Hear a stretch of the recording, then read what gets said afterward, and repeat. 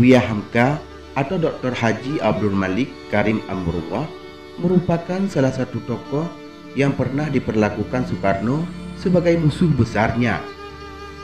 Kebencian Soekarno terhadap ulama besar asal Minangkabau itu tidak tanggung-tanggung. Presiden pertama Indonesia itu melakukan fitnah sangat keji dan menjebloskan Hamka ke penjara tanpa proses pengadilan. Sebelum lanjut, tekan dulu subscribe dan tombol loncengnya juga ya guys, agar kamu gak ketinggalan informasi menarik lainnya dari Info Warganet.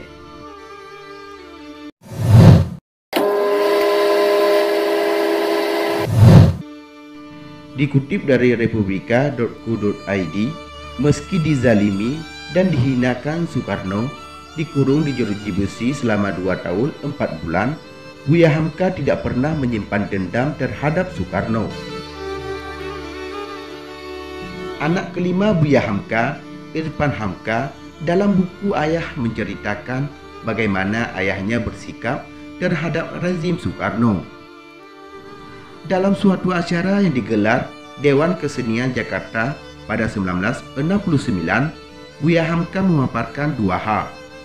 Pertama, pelarangan peredaran buku-buku Pramudia Anantatur, dan kedua, bagaimana sikapnya terhadap Pramudia yang menjadi penyebab Hamka dipenjara. Buya Hamka, tulis Irfan Hamka, tidak pernah menyetujui pelarangan tersebut karena filsafat hidup Buya Hamka adalah cinta. Kalau tidak suka pada isi sebuah buku, jangan buku itu dilarang, tapi tandingi dengan menulis buku pula.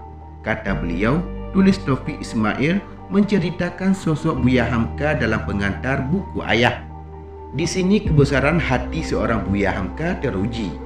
Ia memaafkan Pramudia, padahal namanya dihancurkan Pramudia lewat tulisan di Surat Kabar Bintang Timur yang merupakan media pro PKI. Dalam surat kabar ini terdapat kolom seni budaya bernama Lentera. Kolom itu diasuh Pramudia. Dalam kolom itu sejumlah sastrawan yang kontra PKI diserang, seperti Habib Yasin, Sultan Takdir Alis Jahbana, Trisno Sumarju, Asrorusani, Misbah Yusa, Giran, Burhan Rasuwanto, termasuk Buya Hamka. Hamka yang aktif di Muhammadiyah dan Masyumi yang jelas-jelas kontra PKI menjadi sasaran tembak. Buya kemudian ditahan karena dianggap melanggar UU Anti Subversif Impres nomor 11. Ia dituding terlibat dalam upaya pembunuhan Soekarno dan Menteri Agama saat itu Syarifuddin Zuhri. Namanya dihancurkan, perekonomiannya dimiskinkan, karirnya dimatikan, dan buku-bukunya dilarang beredar sejak itu. Tetapi sang ulama besar ini tidak pernah menyimpan dendam. Bukti sahihnya adalah saat Kaprawi, Sekjen Departemen Agama, dan Maijen Suryo, ajudan Presiden Soeharto, datang ke rumah Hamka membawa pesan dari keluarga Soekarno pada 16 Juni 1970. Pesannya, Buya Hamka dengan sangat hormat diminta mengimani sholat jenazah Soekarno. Jadi beliau sudah wafat, kata Hamka bertanya kepada Kaprawi. Iya Buya, Bapak telah wafat di RSPAD, sekarang jenazahnya telah dibawa ke Wisma Yasu. Bila aku mati kelak, minta kesediaan Hamka untuk menjadi imam sholat jenazahku, kata Soekarno berpesan. Hamka terkejut. Pesan tersebut ternyata datang seiring dengan kabar kematian Soekarno. Tanpa pikir panjang, ia kemudian melayat ke Wisma Yasu, tempat jenazah Bung Karno disemayamkan. Sesuai wasiat Soekarno, Buya Hamka pun memimpin salat jenazah mantan presiden yang pernah menjebloskannya ke penjara itu.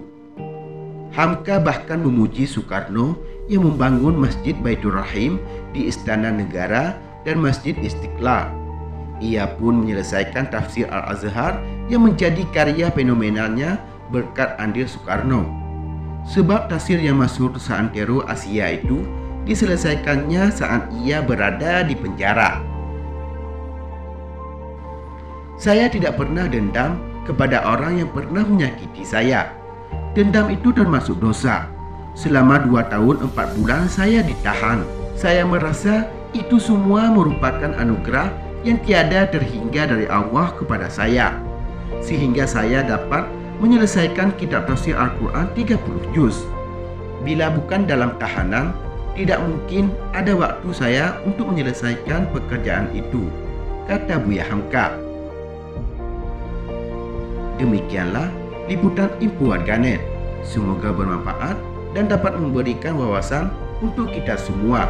Terima kasih telah menonton dan tunggu video kami selanjutnya.